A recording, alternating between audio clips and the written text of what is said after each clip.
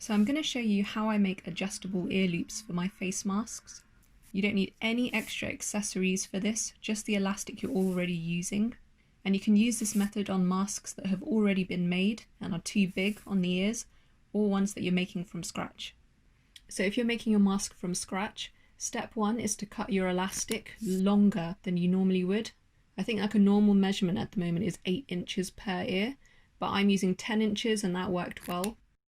And I'm feeding it through the side channels with a safety pin and then knotting it. And just so you know, I'm using the face mask design by Craft Passion. This is the one with channels on the side, so you can just slot in your elastic and then you can take it out as well and replace it if it becomes worn. So I really like this style. Now get your elastic again, and you're going to need about 2 inches. You don't have to cut it at this point. Use that to tie a knot over the ear loops. This knot is going to be our slider, so it's really important that it's not too tight so that it can't move, but also you don't want it so loose that the knot is big and then it just slides off the stopper at the end and falls off. Once you're happy with the tightness of the knot, do a second knot to secure it.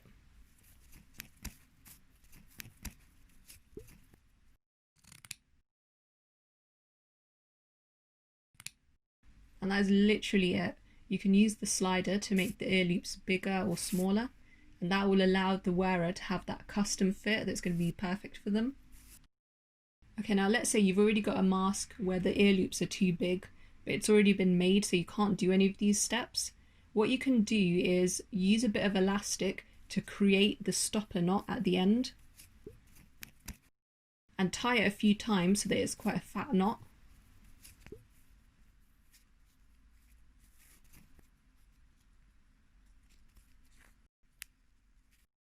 Trim off the ends, and then do the exact same process before where we create the slider knot.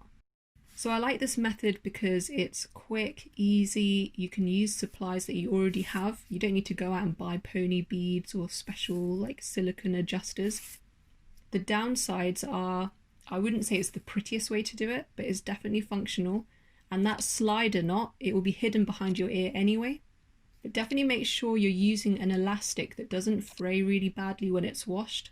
Like in this example, these are 2 masks that I put in the washing machine once. One of the elastics just deteriorated. So that's something, if you're making this for other people, definitely test that first.